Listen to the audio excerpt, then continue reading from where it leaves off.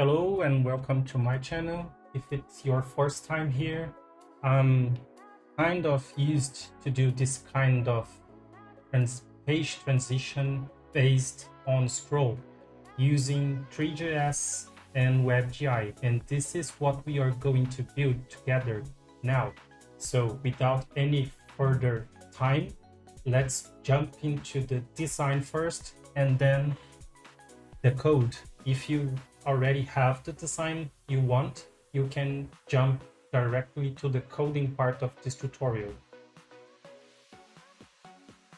So let's start by finding a good model to use. I just found this Drew machine, which I like it very much.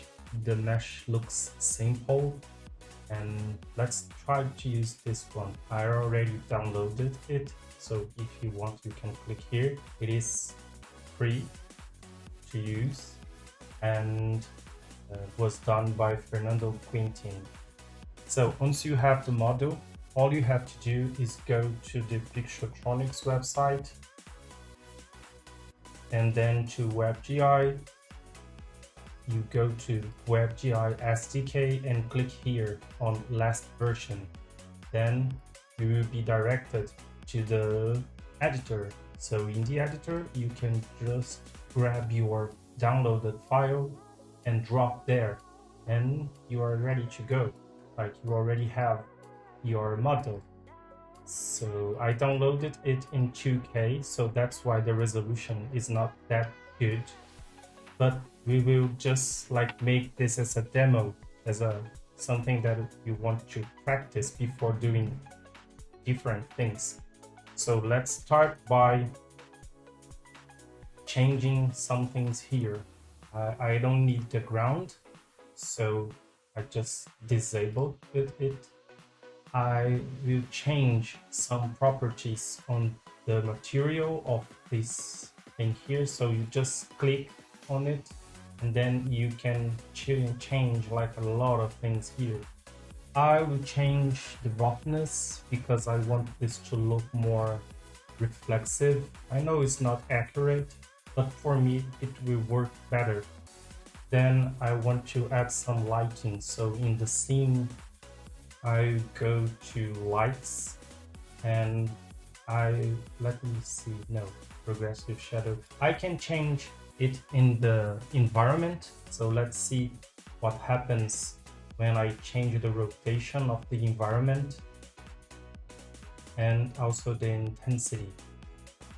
Yeah, it looks better already. So I don't think I need to change the colors or to add more lights. But if you want to, you can click here to add a directional light, for example, and then you can change like the rotation of the light.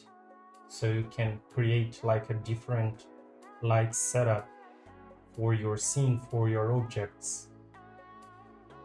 Let's see. I never done this project before, so you will see for sure my mistakes, including my English mistakes, because I'm not a native speaker. So please forgive me. I will enable shadow because it looks better here, like on this hole here. When you don't have shadow enabled, you get some strange effects. So I will enable this shadow in the end. And now all I have to do is to position my object the way I want this to look like in my scene, like in my 3D file when I export. I will not enable, I think, anything else than what is already the defaults, like screen space reflection. Yeah, let's keep the screen space reflection. So, okay, now what we can do is go to animations to record this camera position to use like in our design. I will just position here the way I like it, and I think it should be okay. Then I go to camera views and add current view. This will give us this camera here. So we are just recording it because we're going to use those positions when we create the Three.js experience, the WebGi experience. For now, I want to make this ink for our design. So let me just go to tone mapping and click background because I want this to be like totally transparent. Then I go to export, image export, and download. And once you have the file downloaded, I already have like a pre-made design here, which is pretty basic. There is nothing too fancy here. I'm just making like 3 simple blocks with a font and some colors, and I will just grab this image here to use as a reference. So like when we create the Three.js experience, we can change a lot of those things there. So this is just like a placeholder of the way I want things to look like. So I already have the first scene there. Let's change the camera to make the second. So I want this to be like more or less like this, I guess, because it says comfortable to use. So maybe we can focus more on maybe this angle here. Yeah, like, and the challenge is to always to find good cameras and good visuals for your design, just to give you ideas. So I have the second one. Let's see how it looks like this way. Yeah, I think it will work like this because it kinds of match this background, which I like it. Don't bother with this cut here because this is not happen, because when we are looking through the browser you can only see like something like this. So this will be not cut out like this when we are we'll be creating the Three.js part of it. Like, and for this last part here, I want also to record this camera. So let me just go to animation, camera views, add current views. So now I have 2 cameras. If I press like focus view, I can see this one and this one. Like, it's almost done, as you can see. So let's make the last one like here for this vision, because it talks about wood and metal. So I want to make the conversation about this part here. So again, add current view to have one more camera view, then go to export again, download image again, then let's put this in our design and see how it looks. I'm planning also to make like a configurable view of the Dream machine.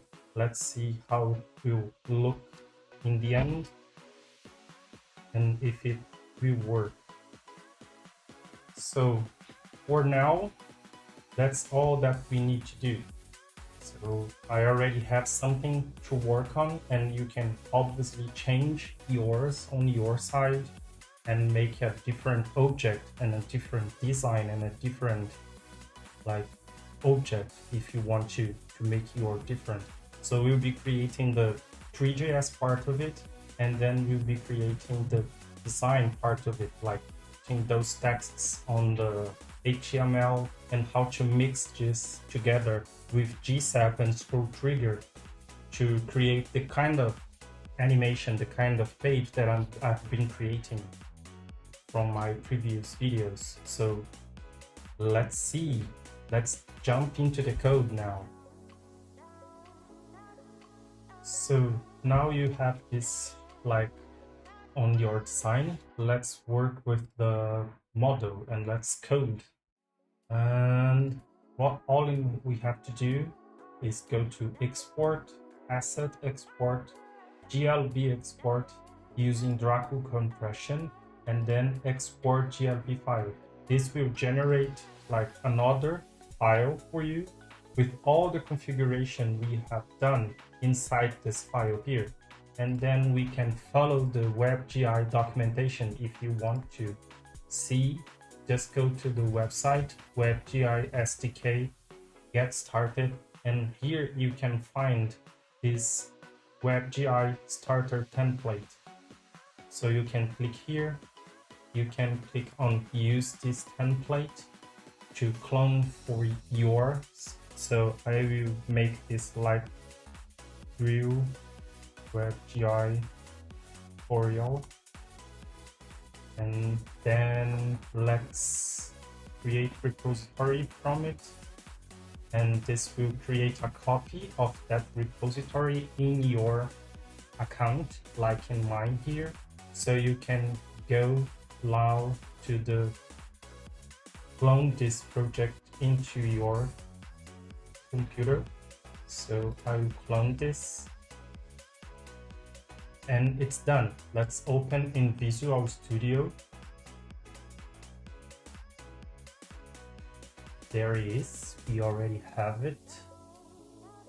And let's make some changes. Like now, I guess we need to install all the dependencies. So the first step, as is described here, you need to install the dependencies. So let's do it.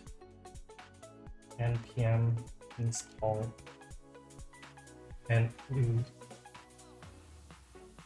start in downloading all the dependencies. It might take a while, but usually it is quick. So I will wait for it to finish. Yeah, so now it is finished. And then the next instruction is to run start. So let's do it. npm start, and let's see what happens.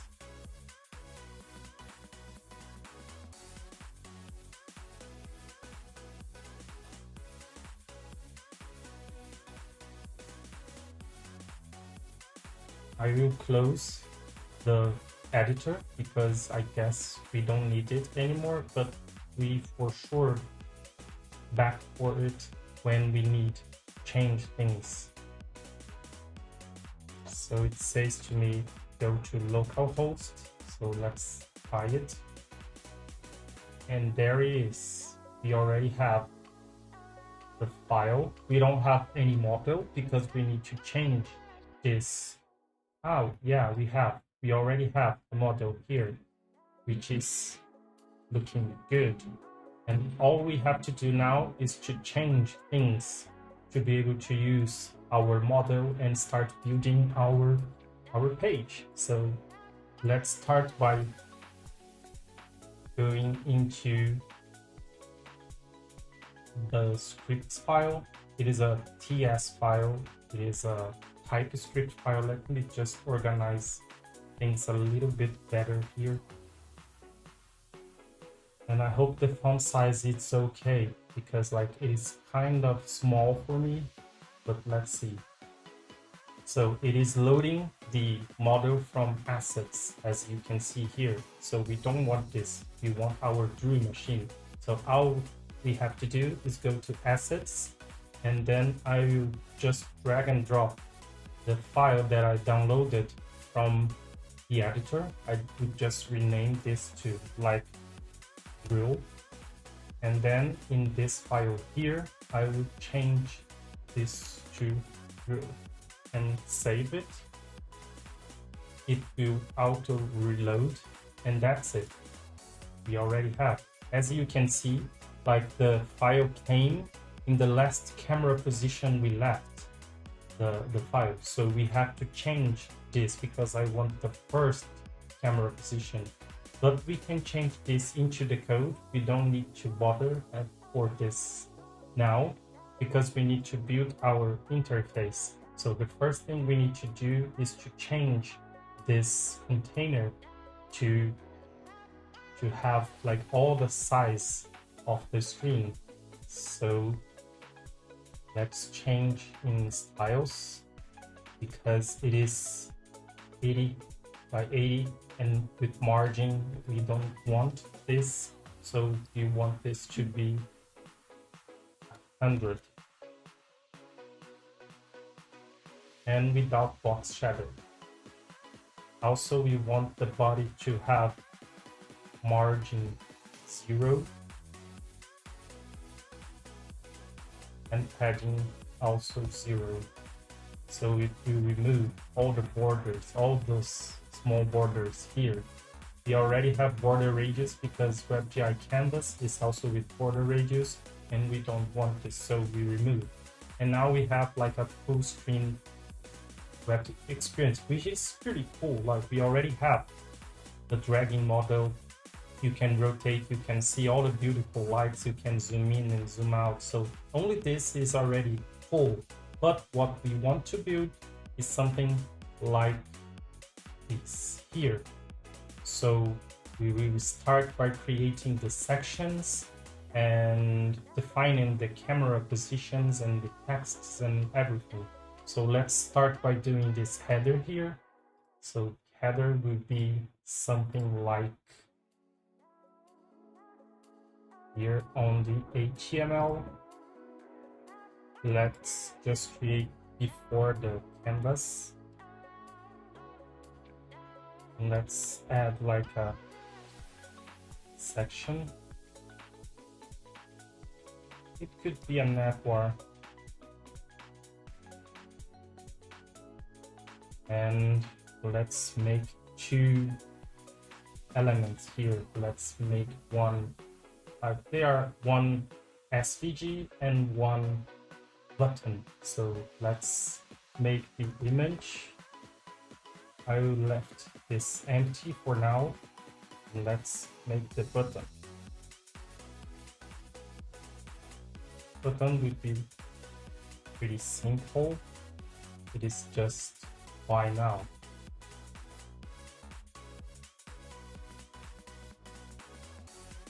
So let's just save it.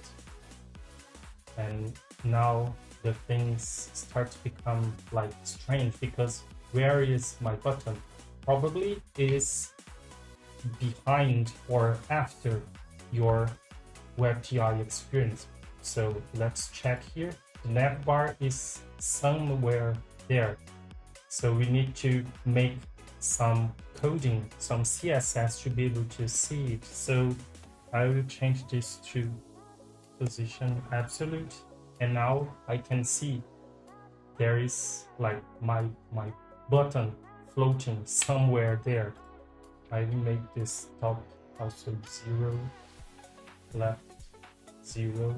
So we copy all those declarations. Let me make like a class here called nav bar, and then I'll go to CSS nav bar and paste all of that. And I guess we already can see there. Let's style this button also.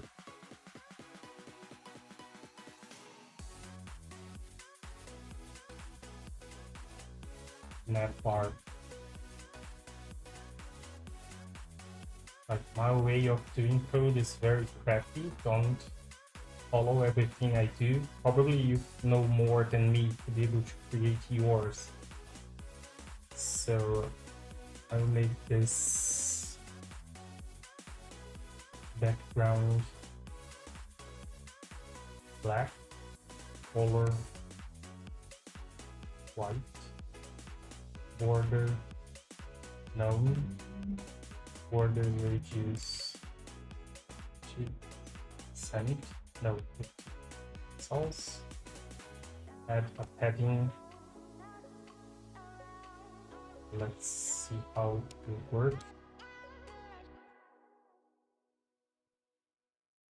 Yeah, let me just export this one here, because I will make this all one object. So this and this will be a group, and then I will export this as SVG. Now back to the code. Let's insert this here.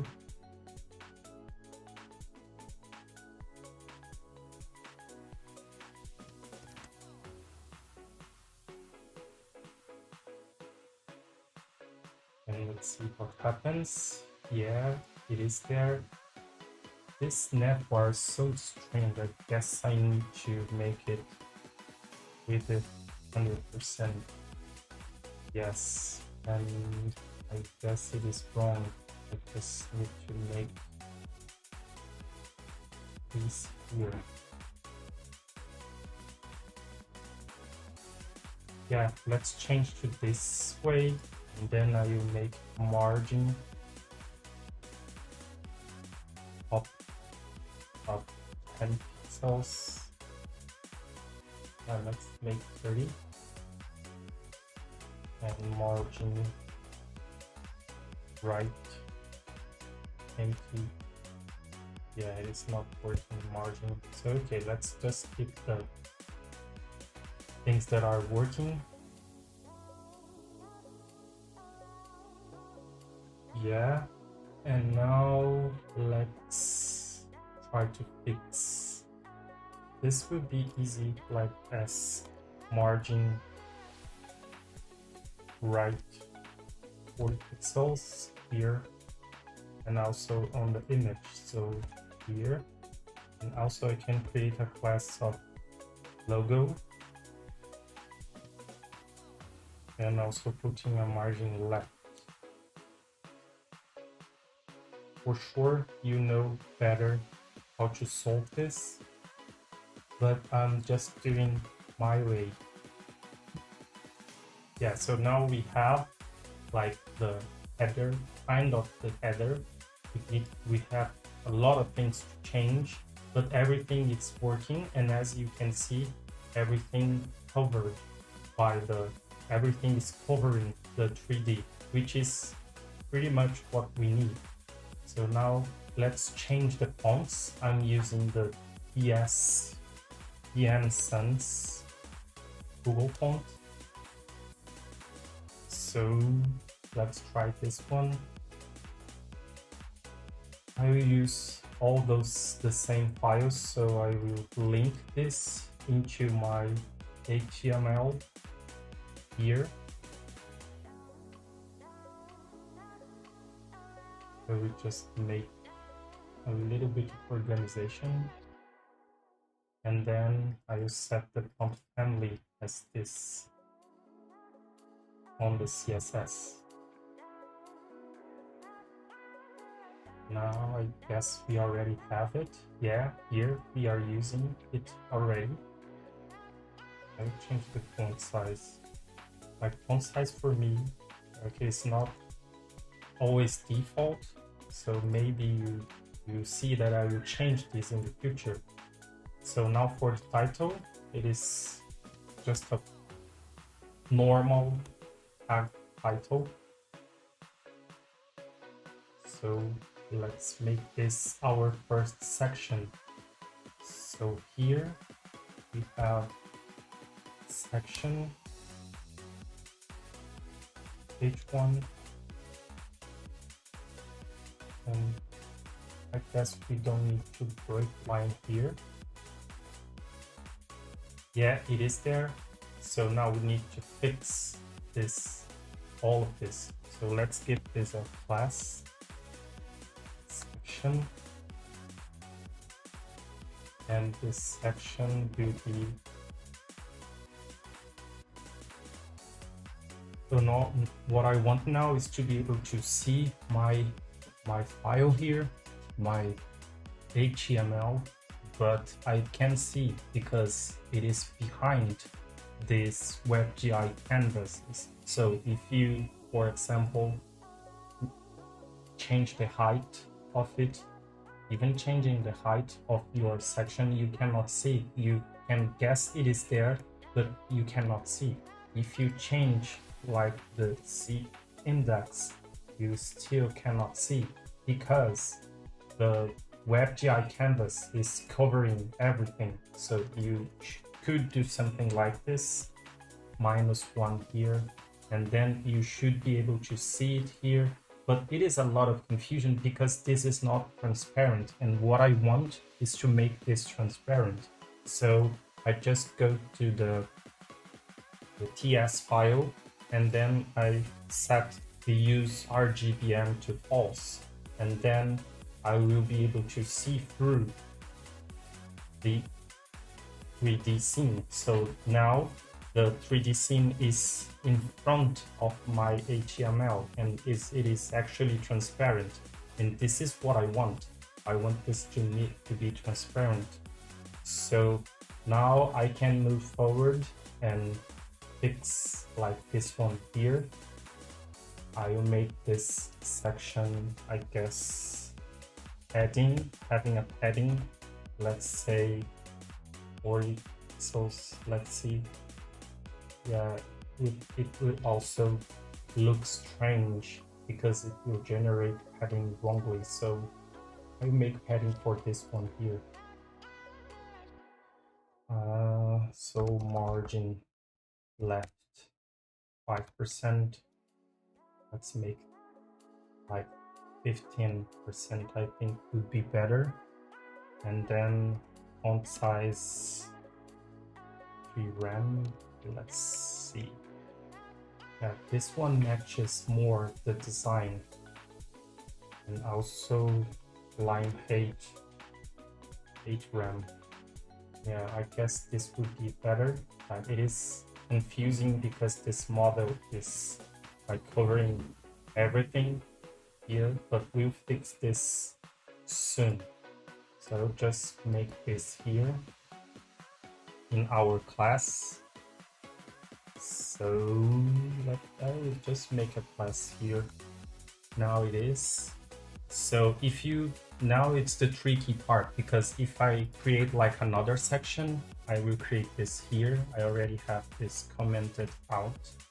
So I will create this and the sign says comfortable to use. So I will get only this to place here. And also I will grab this one here and make a key paragraph.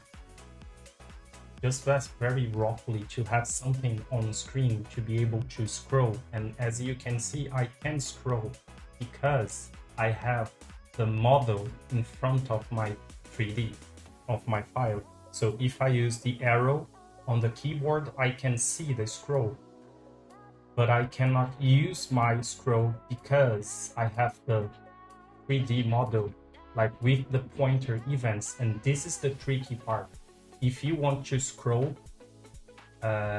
you set the pointer events on this one here to be false. I guess it will be on WEBGi canvas container. Let's see if it works. Pointer events none. Yeah, so now you can't control the 3D anymore, but you can scroll. And this is what we are going to use to be able to take control over the 3D or the scrolling experience. If you want to have control over that, you can change this property on JavaScript when you click, for example, on customize. And this is what we are going to do in our next video. We will create like a customizable drew out of this. But for now, what we want is to be able to scroll. And as we will scroll, you control the camera position in that on that thing. So this is how I do it. So I will keep changing it to match this one here. So for this section here, I will be using H2 instead of H1, just because I want something different, like smaller, to be able to use. Yeah. And for this section, I will change some things. I will make this like direction column. I will align items accent. Yeah, and for this paragraph, I will make a width. Let's see. This one, I think it should work. I will create like a container inside here. just to be able to align them properly.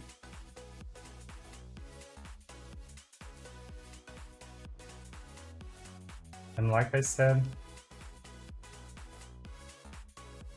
you can do things in a different way.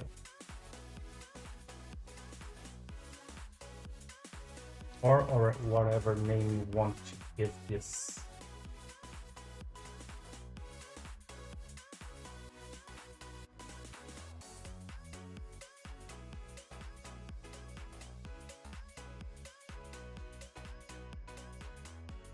Let's see. Yeah, it's better. And now I think I can get this container here and give this section like a different alignment. So I make this flattened. Yeah. So I'll just change this property here, but I will give another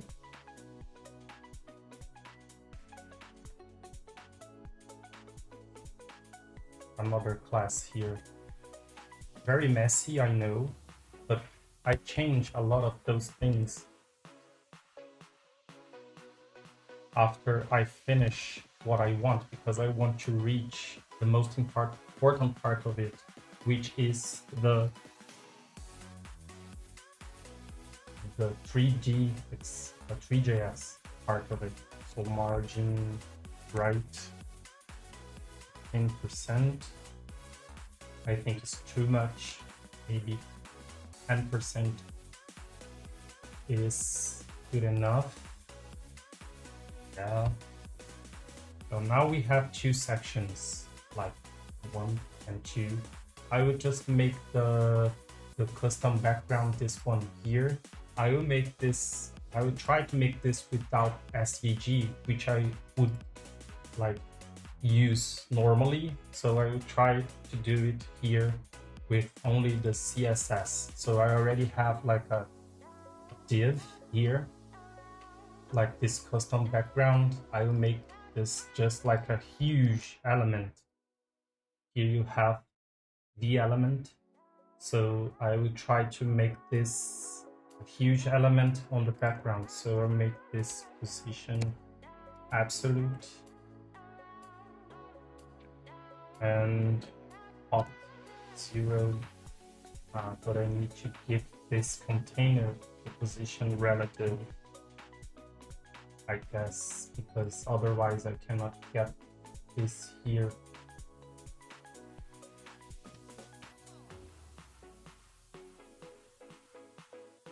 Yeah. I gave it to the wrong person. I need to give it here where it's father. Yeah.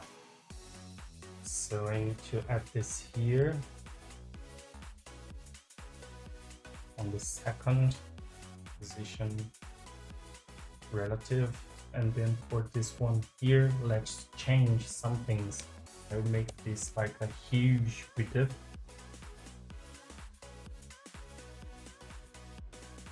And also huge height.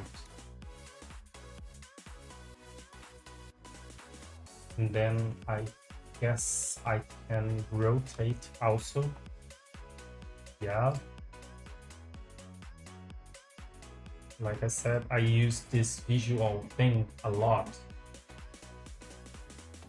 to be able to get what the results I want. I don't know if it's right, but this is the way I do things 100%. Yes, so it is kind of matches what I want, but I guess the C index needs to be changed.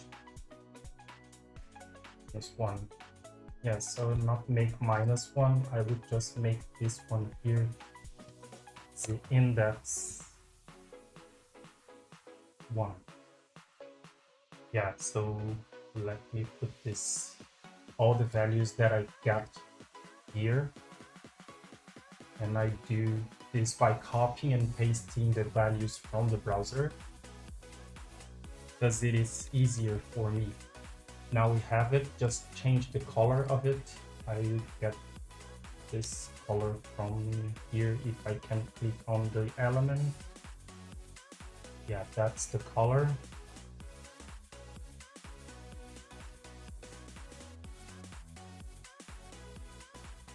Yeah, and we have it there.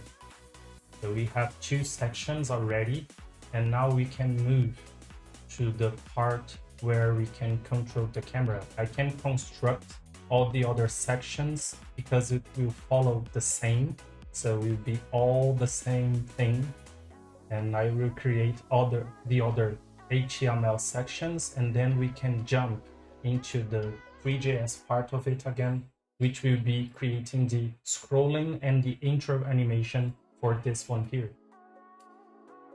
Now that we have the page, we already have all the main sections we have in that layout. It's just like pretty much basic CSS and HTML. And now we are going to fix the scrolling page part of it, which is the most desired one. So I will start this by tweaking some things here. I don't want to add all the base plugins. I will just add them manually. So I will comment out those 2 lines, and then I will choose manually the ones that I want. So I will use the tone map plugin, and I will add it here. The SSR and SSRO diamond plugin we don't need. We need the bloom plugin. I don't think we are using the temporal. Let's see, let's save this and let's see if we can get the same result without any errors. Yes, and it is complaining about something here. I guess I don't understand fully the dependencies, but probably like one depends on each other. So like there is some another dependency for tone mapping, and I guess could be this G buffer. Let's see. Yes, it is. So now we don't have warnings except for this one, which is pretty normal. So now what we're going to do is to make our scrollable page working. As we scroll, we can rotate that model. So the first thing to do is to install Gsap. So I will stop this and then npm I Gsap. And let's wait this finish. So I will start the server again, and then let's import Gsap. So let's make import Gsap from Gsap. And it's calculating. Yeah, it is okay. Let's just save it to see if we don't get any errors. Yeah, it is working. Now let's import scroll trigger. Import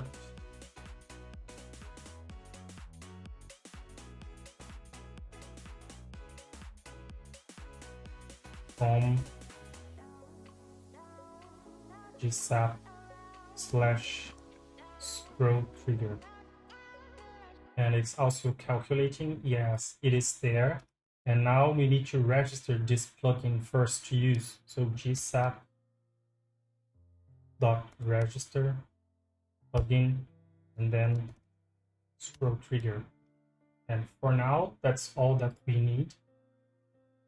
It will auto reload. Nothing will change because we need to set up like the animation based on the scroll position.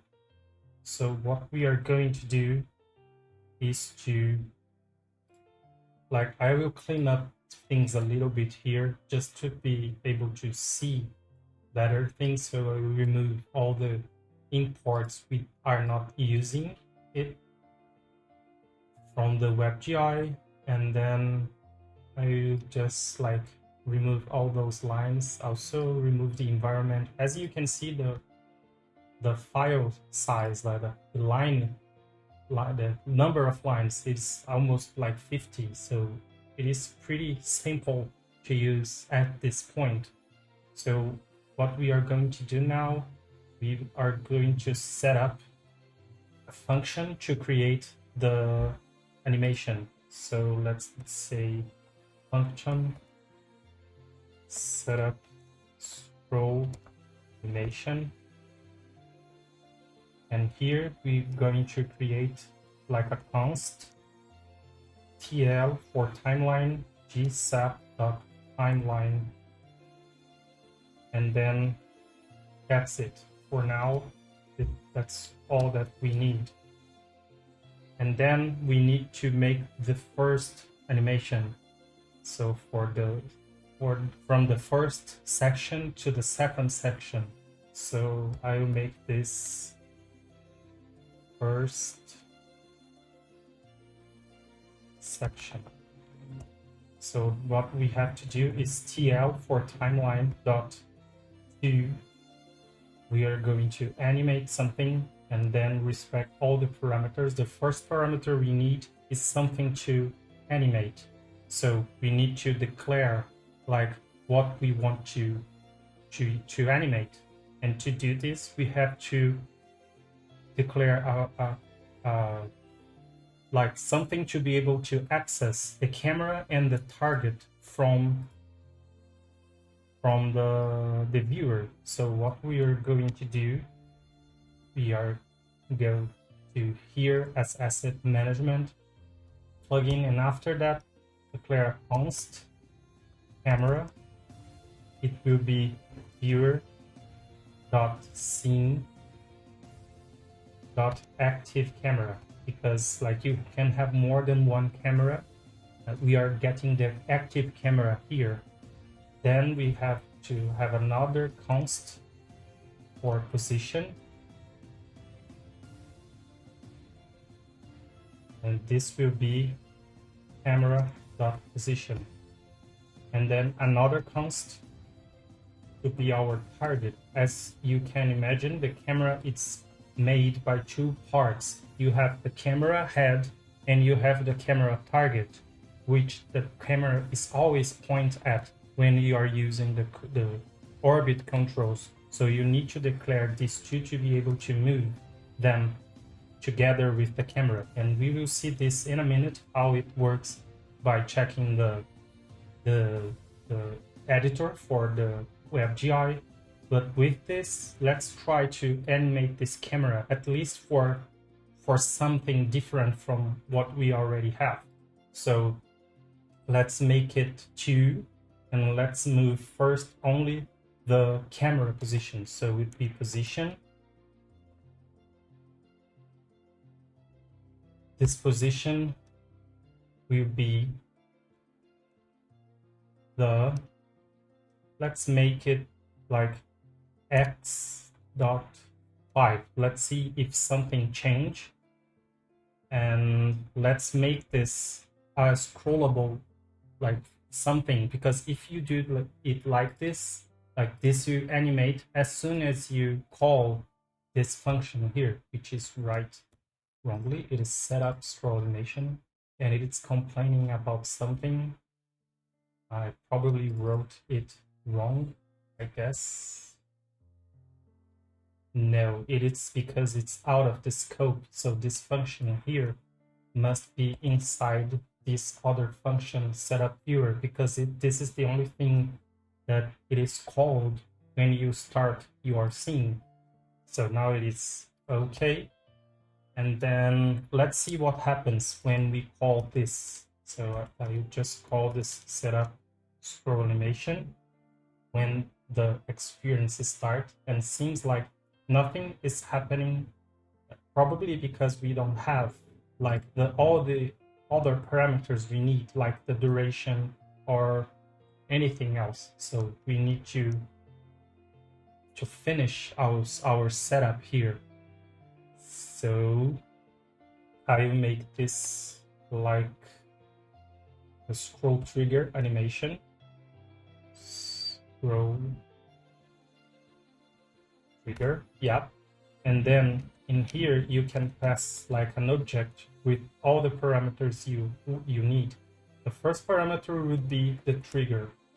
So this will be the object that will trigger the scrollable animation. In our case here, this will be the second, like the second section, because this class will be the thing that will animate that camera as you scroll. So you already have this one. The second section is here. And when you start scrolling, the second section will control the animation for the object. In fact, for the camera, because we are not rotating the object. So our trigger will be the second section. What we are doing now is trying to animate that camera for the 3D object. But even if I change the duration here, let's say like duration to 4 seconds, for example, and save, nothing will happen. And why? Because for default, WebGi is like only rendering when it sees some change, and no change is happening right now. So we need to create a function to tell to Gsap to call over the animation so we can update the scene. So we will create this function here. So WebGi update, and then I will create like needs update, and I will set this to true, and then I will create a function to update on update, and this is the function we'll be calling inside the Gsap animation, and this will set the needs update to true.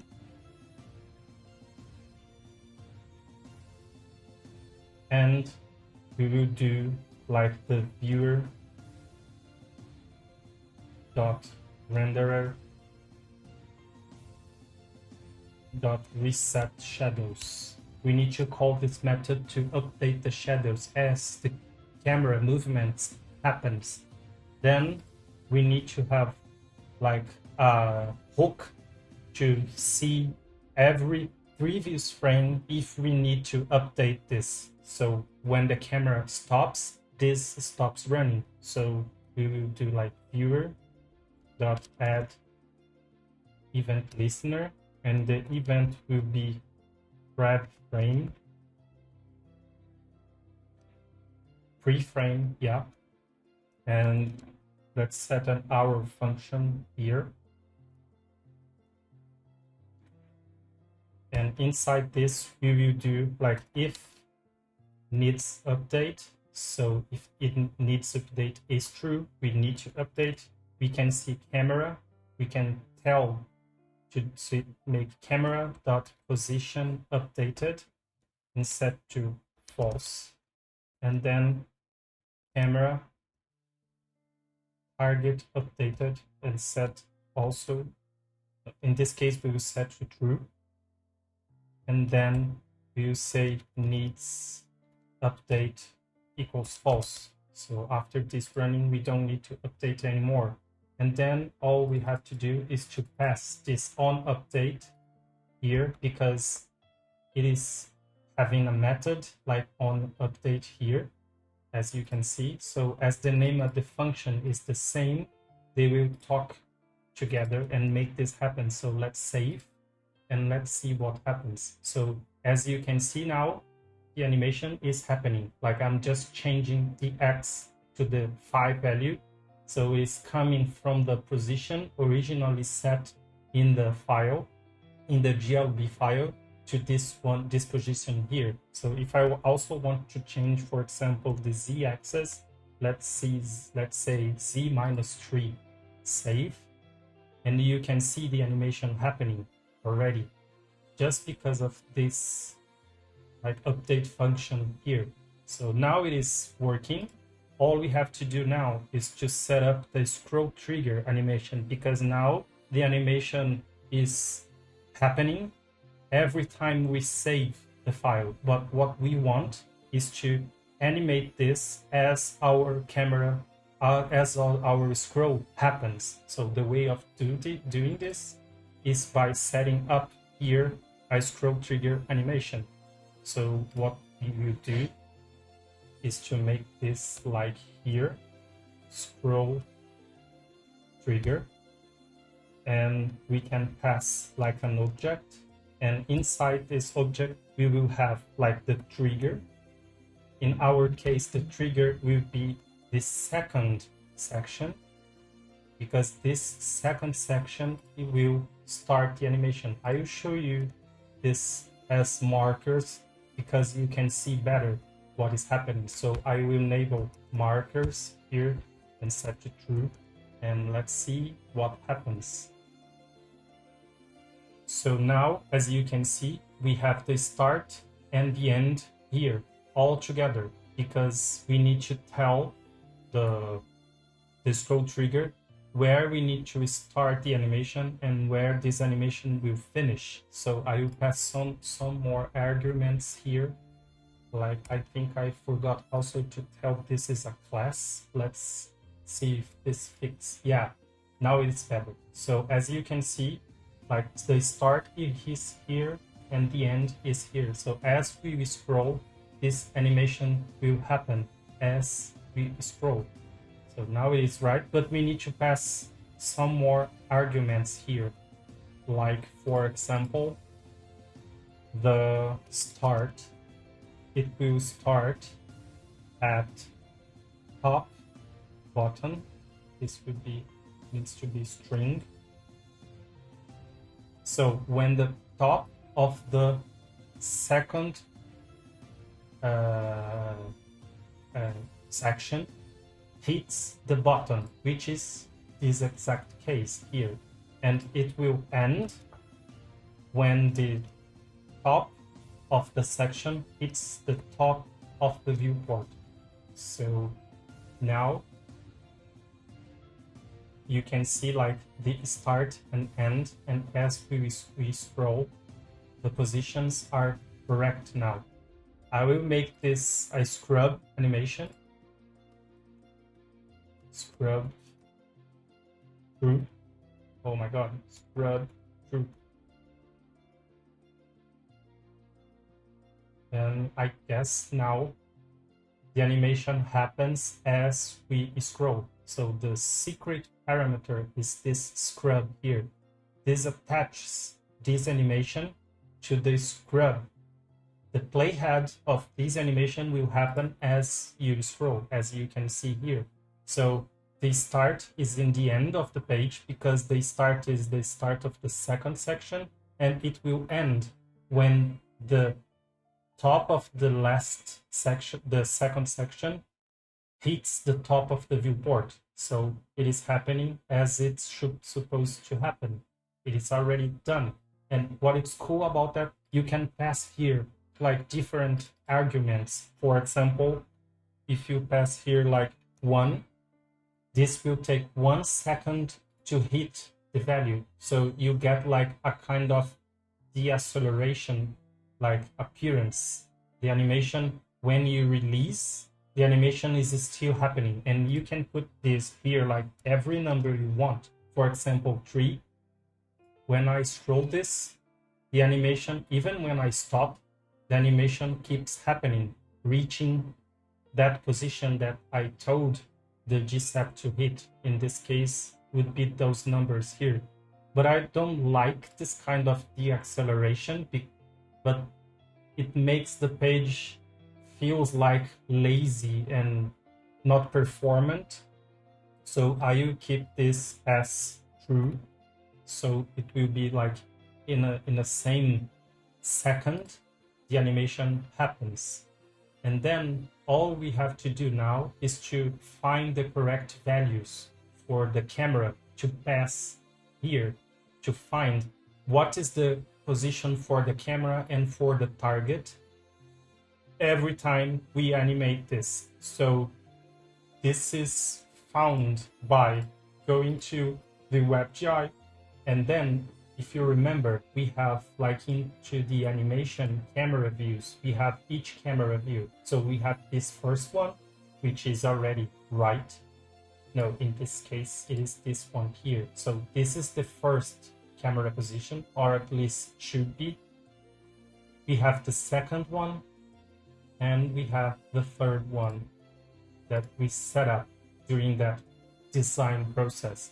So what we are going to do, I will set up the second position that I want to work here. So what I'm going to do is, let me just like hit some enters here to be able to see more things. So I will animate like two different things at the same time. I will do camera position to this position and also the target position.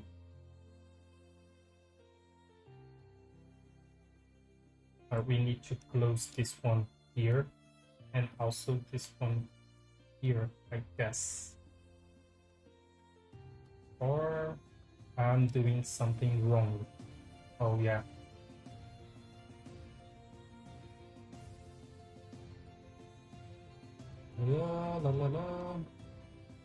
Yeah, I'm inside the function and I was messing up with the tabs here. So I can keep this running by doing another two. I don't need to call because I'm inside the timeline yet. I'm just concatenating new values here. So I want the same animation happening inside this timeline, but this time for the target. And the positions I want to pass here are those positions here. So for the second camera animation, when it ends, I want this position. So I will pass as position x 1.56. It don't need to be exact. The y, it will be minus 2.26. And the z,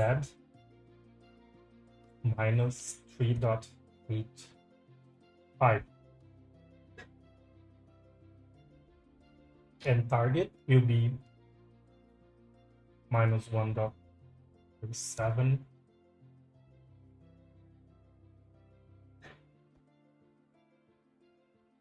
Y will be 1.99. And Z minus 0.37. Now we have the positions. Let's go back to our page and let's see the results. So it is stopping. I think I forgot to save. Yeah, it is. So I'm getting this very weird kind of rotation because it is coming from a very different like camera position. And then, but we will fix that like after. Let's make the third view. But as you can see, it is already working as it should. Only the first position is kind of wrong and we need to correct that. And then let's do the next position here. So what we can do, we don't have to use duration because the duration in this case will be the amount of the scrub happening here. So you don't have to use duration, or you can't use duration. And then I will remove the markers because we don't need them anymore. And then it is already working. Then let's do other animation here. Let's keep it running for the next section. So this will be the last section. So let's go back to WebGi.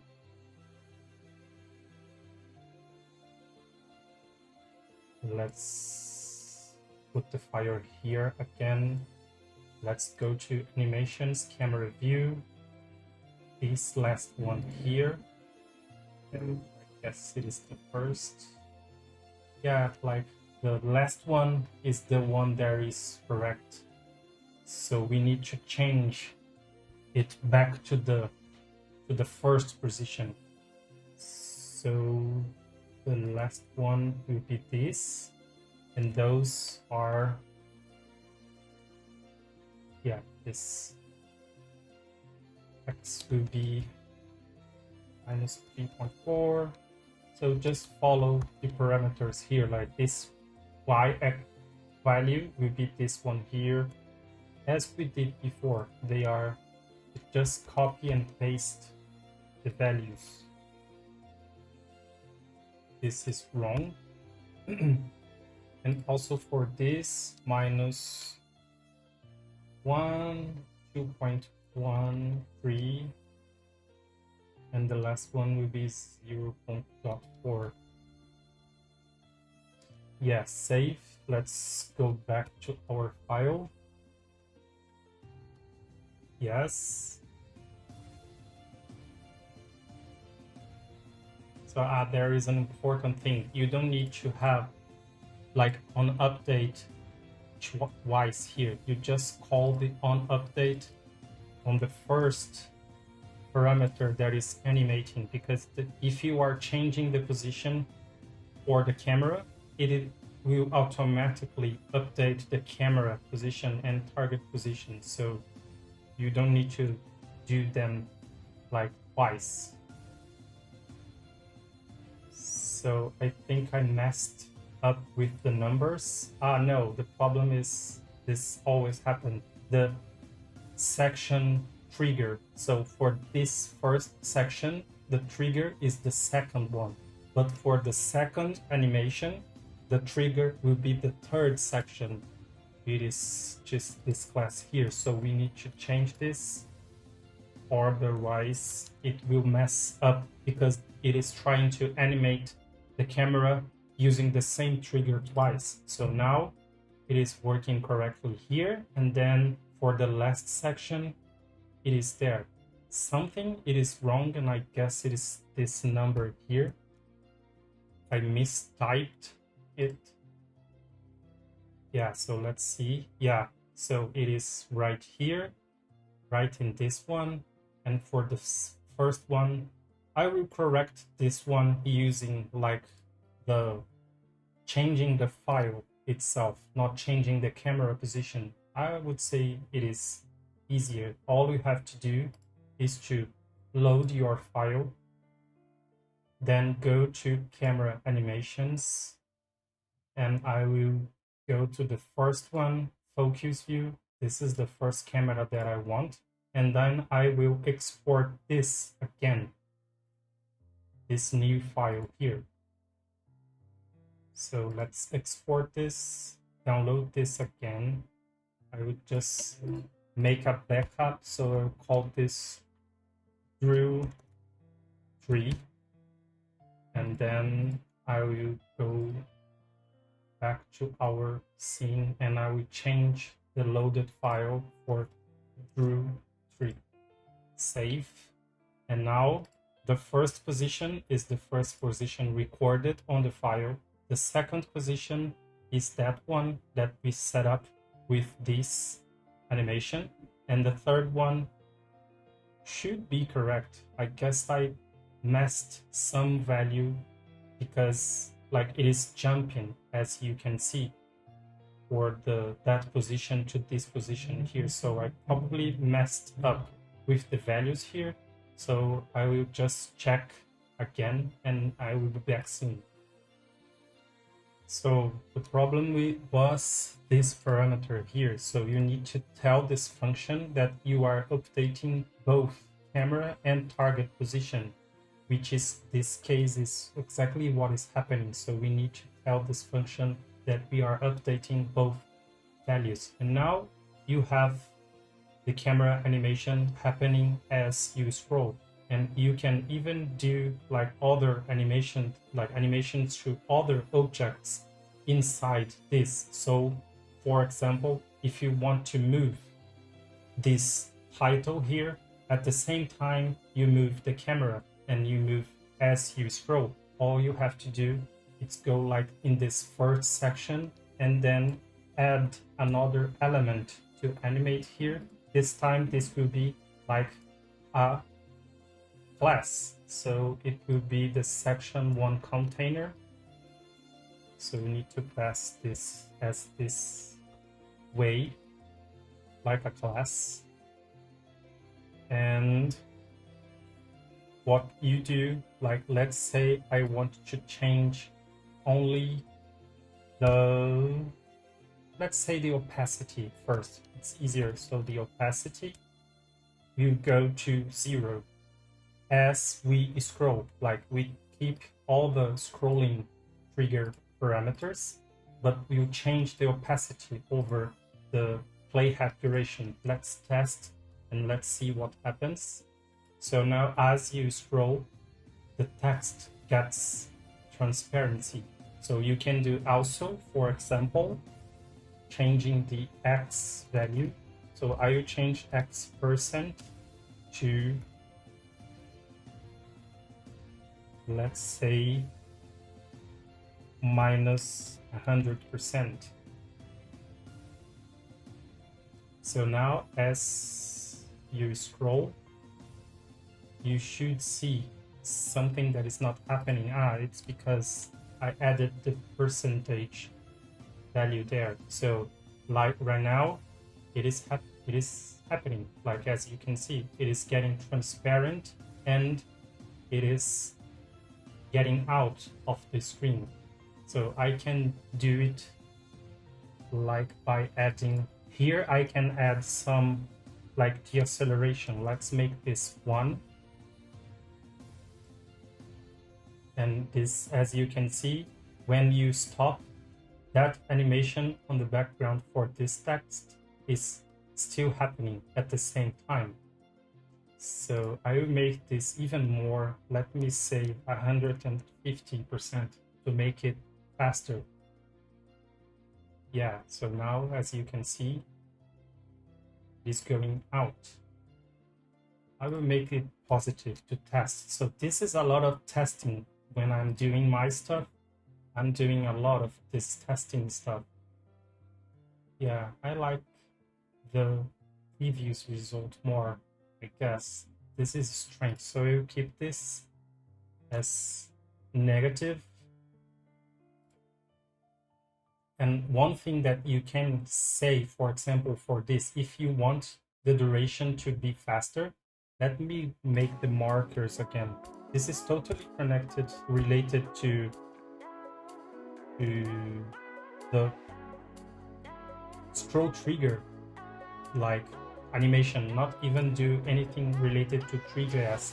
But as you can see, this animation is happening during this entire duration. If you want this, specifically this one, to end first, to happen faster, what you can do is make the end to be like in the center of the screen, in the vertical center of the screen instead of the top. So let's see if I made it right. So now as you can see, the end for this specific one is the middle of the screen. So when you reach the middle of the scroll, that text is already like in the end.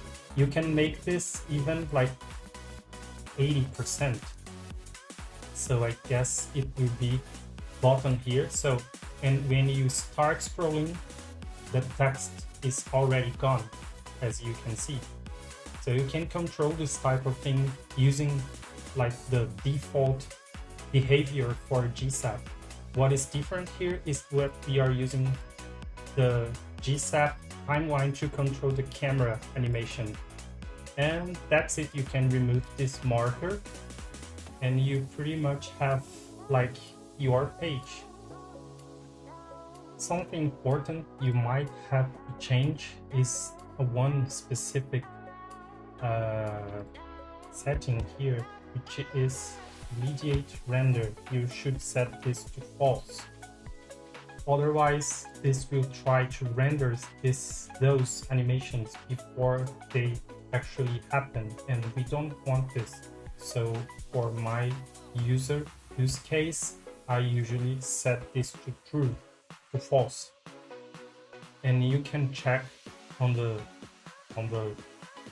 scroll trigger documentation what it means, but what I know, it is better for us to don't get like jumps when you scroll very fast through the page.